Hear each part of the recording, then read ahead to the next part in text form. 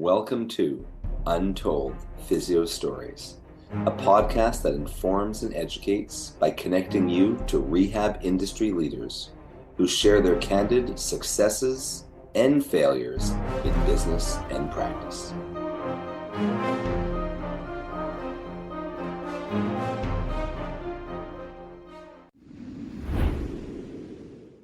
Welcome back to Untold Physio Stories. I'm one of your hosts, Dr. Ree, with Modern Manual Therapy, the Eclectic Approach, and Edge Mobility System.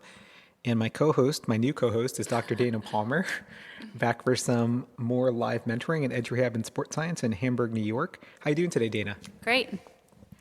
Okay, so our last podcast, I'm sure you remember because you were here with me just a couple weeks ago, where I just had to rant about that patient with a bilateral ankle fracture, right?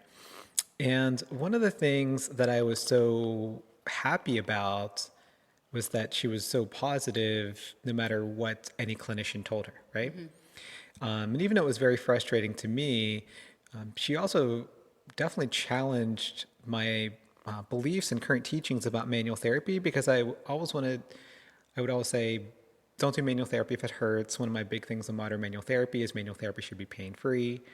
And I always try to avoid yellow lights as much as possible, and especially red lights, right? So the difference between a yellow light and a red light is it's very small, especially on a highly reactive patient.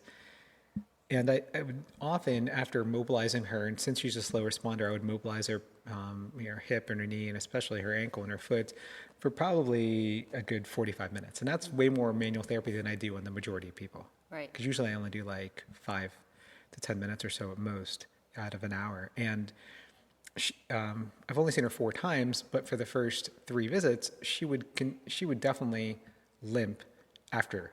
Like she would always limp out. And I think I even talked about this, right? Right. On the last visit, that I normally, for marketing purposes, wouldn't want someone to walk in much better holding their cane and walk out, still holding their cane, but actually with antalgic gait, right?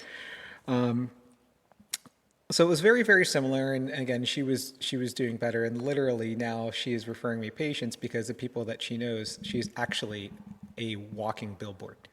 Because a lot of people who've just seen her last month just saw her in a wheelchair, Right. And now she is actually walking and only holding a cane. So that's besides the point. But anyway, after 40 or so minutes of manual therapy, she's limping again. And just like the last time, her left ankle was the one with the worst fracture. It's more limited than the right one. And that's the one where she says, every time she gets up, oh, it hurts. Mm-hmm. Right in the area she always complains about, like lateral ankle, almost as if she had an ankle sprain, like sinus tarsi area. And peroneals are also very sore.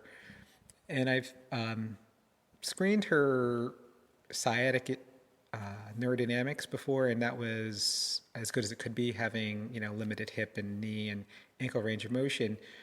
And while I have given her lumbar extensions in the past, it's only because she said, oh, often when I get up, and also because she was sitting in a wheelchair. I hadn't revisited those since the first visit. Right. So, I said, oh, you should just get up repeatedly and do some lumbar extensions, and make sure that you have the wheelchair behind you, because at the time she was in a wheelchair. Right. So I said, hey, have you been doing those extensions? And she said no, because she pretty much she can't even walk it off. I would have almost thought normally this would be a red light after the manual therapy, because I would like, if you're sore, to be able to walk it off within 1 or 2 minutes. It's one of my rules. And she said, yeah, I had her demonstrate. She's only going basically to mid-range.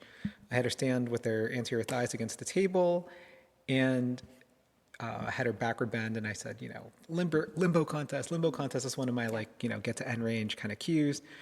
So she got to end range, and she said that felt pretty good. And then all of a sudden, lo and behold, she had completely pain-free gaits. Oh, no. Really? Yeah.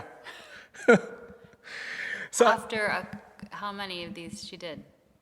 How many? Like 10 lumbar extensions. And then she was pain-free gait. Yeah. Oh, my. Well, I mean, I wouldn't have, because I just mobilized her ankle. She was there for an ankle fracture. Right, yeah. She didn't have a current history of low lumbar issues. Yeah. She mentioned that her lumbar spine was sore, but again, we were basically attributing it to the fact that she was sitting in a wheelchair. Right. And she hadn't really even complained about that, and combined that with the fact that I had been mobilizing her ankle for so long. Right. And I didn't even really think about it because she was also just happy that she was getting treatment and happy that her function was improving. She was just even happy to be sore, right? I mean, the last visit, the whole thing I was so upset about that podcasted last time is because she told her ortho that she was sore and he gave her this ankle brace that she said thank you for and didn't use. Right. But it turns out that it was. Well, and there's so much going on, both ankles and the hip, and like that's a lot in one visit. Yeah. To be addressing, to even consider higher up the chain. Yeah, and then she also just tells me that lying supine bothers her.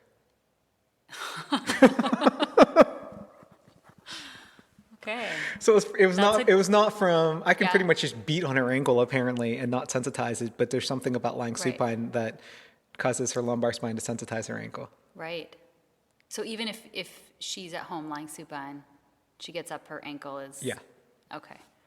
But Yeah. now not, Right. because now she knows that she has to do just lumbar extensions. Yeah, And that's I mean, her huge. gait went from, oh my gosh, I really went too far with her ankle, but not really because she's just happy that I'm improving her motion slowly yeah. and her function quickly to, oh, now she doesn't have antalgic gait anymore. That's amazing. That's a hard connection to make because obviously, I mean, she's laying there, like you said, 30, 40 minutes, right? Mm-hmm. And so obviously that's a long time to be supine if it bothers you. Yeah, so it was both a win and a loss. Wow. I Have feel you like heard from her since? Has she continued with the extensions and things are good, or you haven't heard yet? that was only maybe 3 or 4 days ago. Okay. And I usually tell people to always follow up with me every 2 days via text, but she hasn't gotten back to me. Wow. But I know she's doing well because she sent me other patients and they tell me how well she's doing. I mean, every time she always tells me she's doing well. Yeah. So yeah, I was both happy and upset with myself at that, Yeah. but you learn, right? What a good learning experience, Yeah. and like something that you're not going to forget to consider in the future, I think. Or I'm not going to forget to consider No, either. no. When someone gets off the table, even if they're complaining of peripheral pain, you should probably screen the cervical spine or lumbar spine yeah. to see if a repeated motion might help that. Mm-hmm. All right. So how's Dana Palmer physical therapy going? Good. It's Yeah. sort of getting going, I guess. Right. Still waiting for an official business license. Yeah. Oh, Just yeah. Right. focusing on New back-end York. content. This is New York, and Yeah. it's only been a couple of weeks, so Yeah. it'll be a while. I All heard right. up to 16 weeks, so. Okay.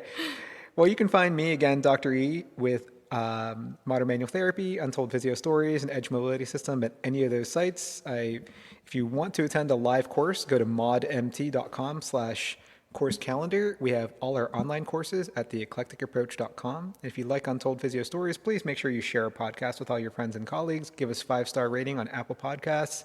You can also check us out on Stitcher and Spotify. Dr. Andrew Rothschild is super busy during the day, which is why I'm doing these podcasts with Dana. I hope you guys enjoy her feedback as well. And Andrew and I will get back together soon. Don't worry. And he's also in the middle of our Modern Rehab Mastery cohort. It's now his module, Modern Patient Education. So again, if you want to check that out, 3 months with 3 mentors, modernpatienteducation.com. And you guys, as always, have a great day.